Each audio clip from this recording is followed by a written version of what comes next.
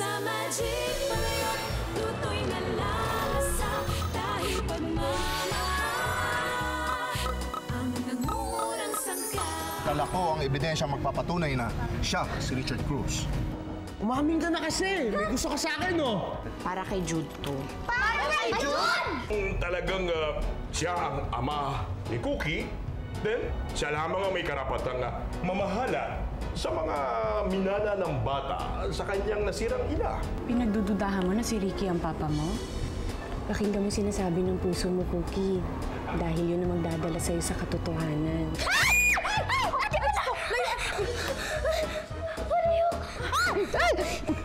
Cookie, lumayo ka riyan! Lumayo ka! Palayo ko yung apoy! Tubig! Tubig!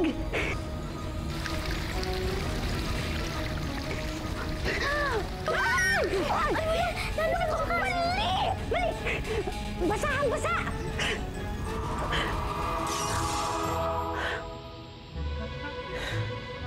Yan! Wala nang sunog! Salamat, Palayo. Okay ka lang? Opo, Ate Pilar. Salamat po. Palayo, pwede ko na bang sabihin kay Ate Pilar ang totoo? Si senyorita, wala na akong lusot pa sa mapanuring mata ng iyong amiga. Ate Pilar, siya po pala si Palayok. Ang aking magic Palayok. Hola, hola, Pilar. Magic nga! Eh, paano yung paksiw? Baka hindi naluto o baka naman nasunog? Ay, okay lang po yun, ate. Basta po si Palayok ang nagluto. Tsak na lalong sasarap pa po yan. Ang ibig mo sabihin, siya talaga ang nagluluto at hindi ikaw? Ganun na nga po. Kasi po, Ate Pilar, bigay po siya ni Papa God kay Mama nung kailangan ng tulong ni Mama noon. Ate Pilar, gusto po, wag niyo po sasabihin ng tukol kay Palayok, ha? Please. Para na rin sa proteksyon ni Cookie. Intende? Huwag kayong mag-alala. Walang ibang makakaalam ng sikreto ninyo. Thank you po, Ate Pilar! Muchas gracias, Pilar. Oh, ano pang hinihintay nyo? Tikman! Tikman ang masarap na paksiw!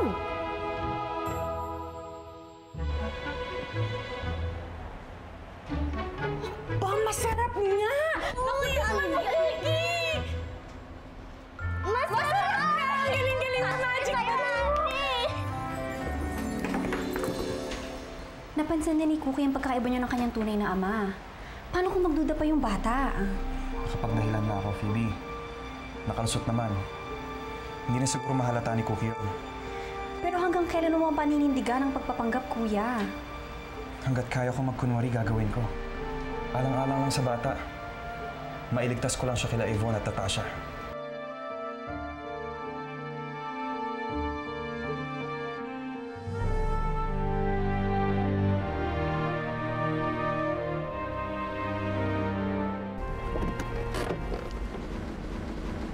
What a hot day!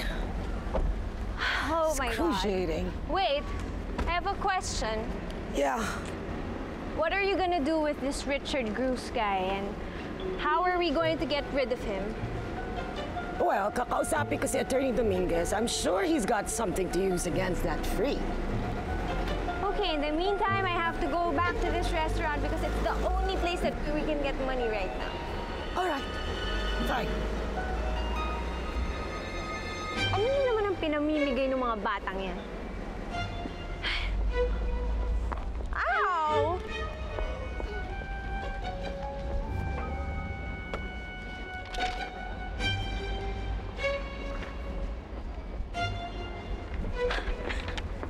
What's going on? Magbubukas na naman si Pilar ng karinderya.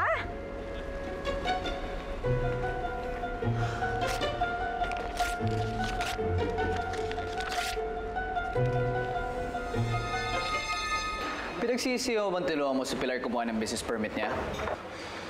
I really don't know, man.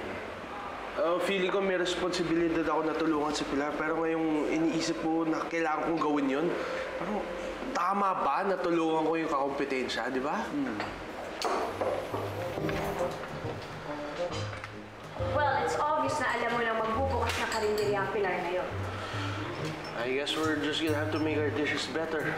Again. No, it is not yet operational, which means pwede pa natin pigilan ng babaeng yun. Paano mo nang papatigilin magtrabaho? Ano kailangan kumita nun? Oo nga, pwedeng ibang pasukan na trabaho, no? I got it! Bakit hindi mo siya offer na trabaho sa June?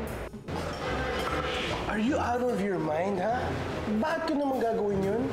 Well, why not? Hindi ba ikaw itong nagsasabi na magaling siya magluto? So bakit hindi natin siya pwedeng pakinabangan?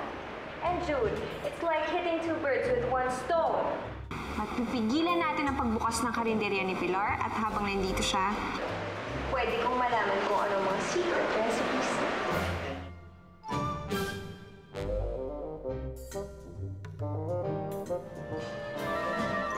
What?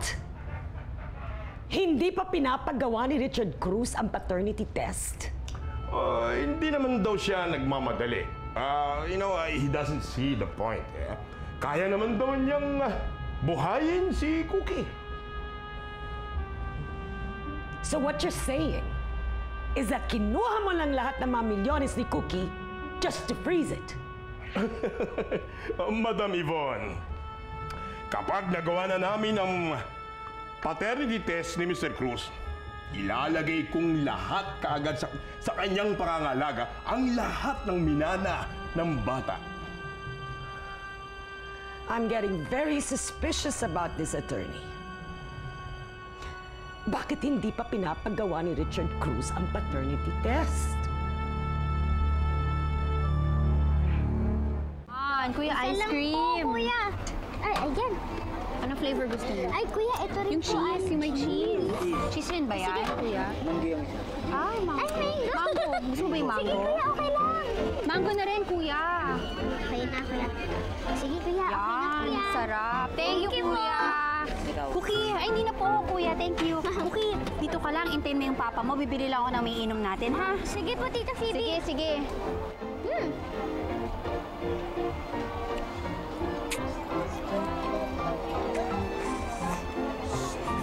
Ang harap.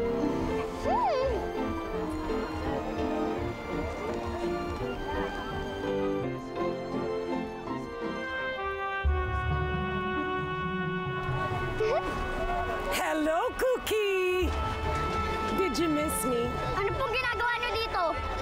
At bakit? Ikaw lang ba may karapatang pumunta sa park na to? Huwag niyo po akong sasaktan. Kung hindi po, isusubo ko kayo sa papa ko. Papa!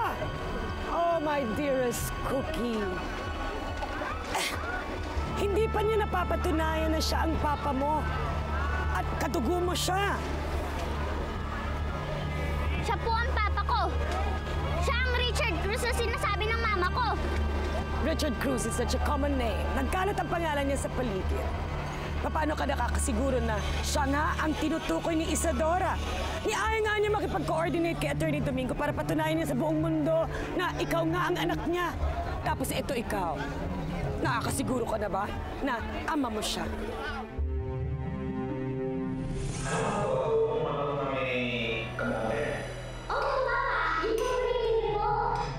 Paborito? Cookie, hindi ito paborito ng papa mo. Ang gusto niya, sinigang na baboy.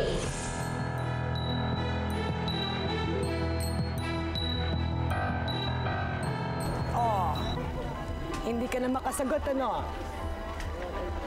Bakit? Nagdududa ka na rin ba?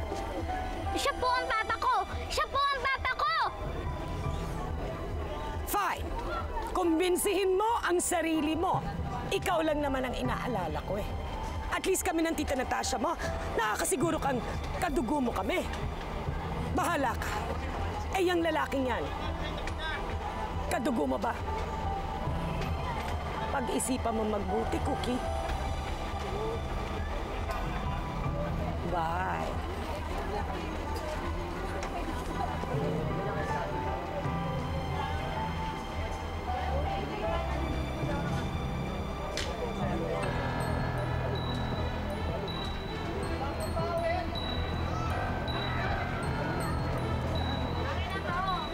Cookie. Oh, are you okay? O tara, punta natin Tita Phoebe mo. Sige po.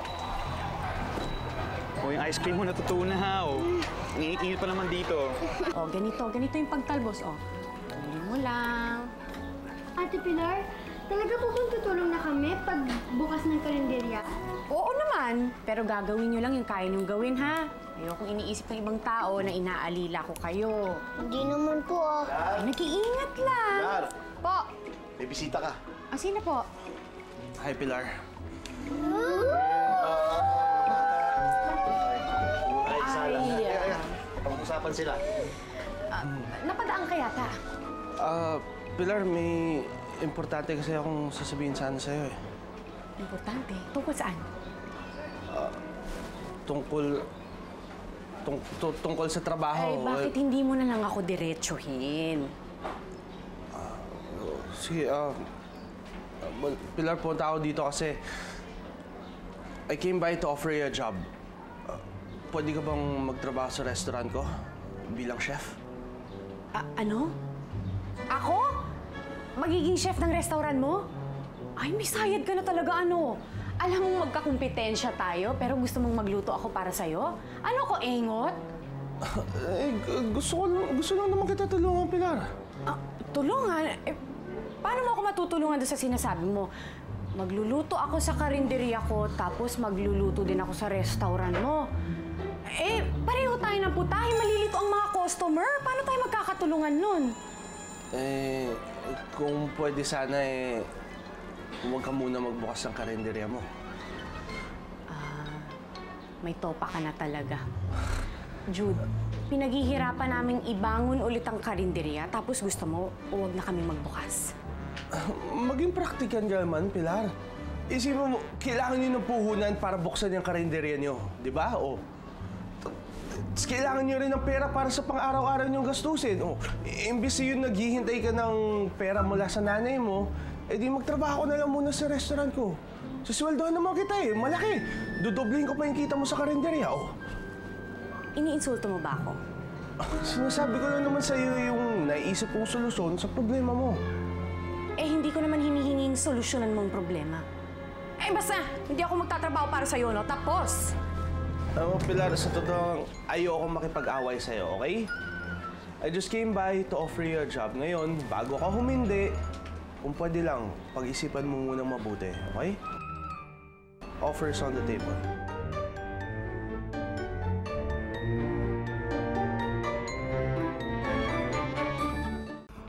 Pag nalulungkot ako, nililibang mo ako sa mga magic tricks mo. At minsan, binibiro mo ako na dapat may kapalit. Naglalambing kang ipagluto kita ng adobong manok na may kamote. Ano ka to? Adobong manok na may kamote? Opo, Papa. Yung paborito niyo po. Paborito? Cookie, hindi ito ang paborito ng Papa mo. Ang gusto niya, sinigang na baboy. Naaalala ko kung paano mo tinatakpan ng panyo ang peklat mo sa braso. Binibiro mo ako, pati yun, kaya mo i-magic. Pero hindi naman. Tama! Dapat meron din peklat sa braso si Papa. Siguradong meron na yun.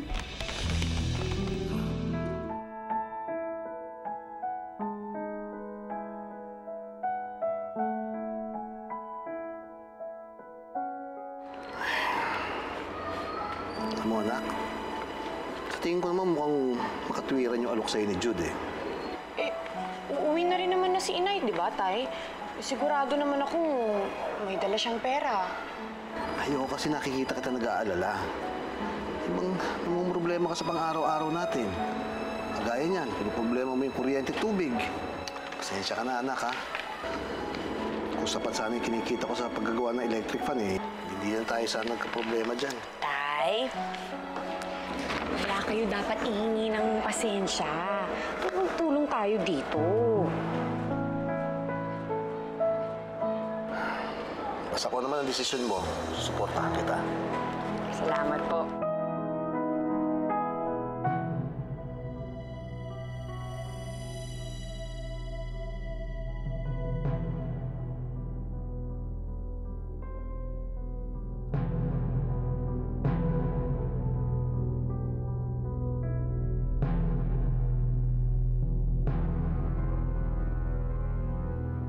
Bakit ganun? Bakit walang peklat?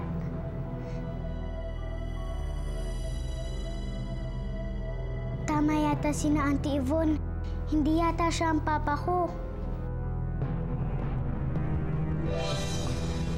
Tinatanggap mo na yung offer ko? Sa isang kondisyon. Kondisyon. Sumusobra ka naman ata, Pilar. May pakundi-kondisyon ka pa? Natasha,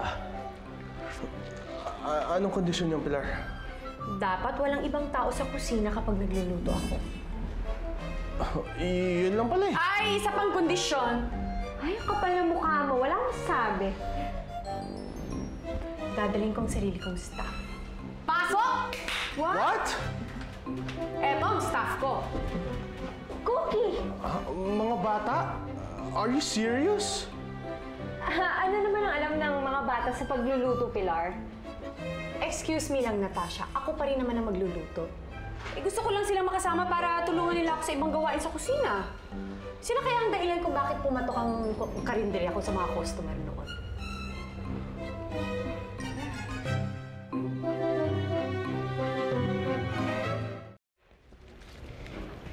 Ate Pilar, hindi po siya marunong mag-magic. At wala rin siyang peklat sa braso. Ano bang nararamdaman mo para sa papa mo? Ewan ko po, Ate Pilar eh. Ibang-iba po siya sa mga sinasabi ni Mama. Nalilito na po ako, Ate Pilar. Cookie, saan ka ba mas masaya? Kina Auntie Yvonne at Auntie Natasha mo o sa papa mo? Siyempre, sa papa ko po. Oh, yun naman pala eh. Di ba yun naman talaga ang mas importante kung saan ka masaya? Kung saan mo mas nararamdaman na minamahal ka at pinapahalagahan ka. Alam ko na kung ano magpapasaya sa'yo. Palayo! Hola, chika! Tanggalin na ang simangot at palitan ng ngiti. Oras na para magluto ng mga pagkaing muy delicioso! Maraming salamat talaga, Pilar, ha? At nag-decide ka na magluto para sa restaurant ko.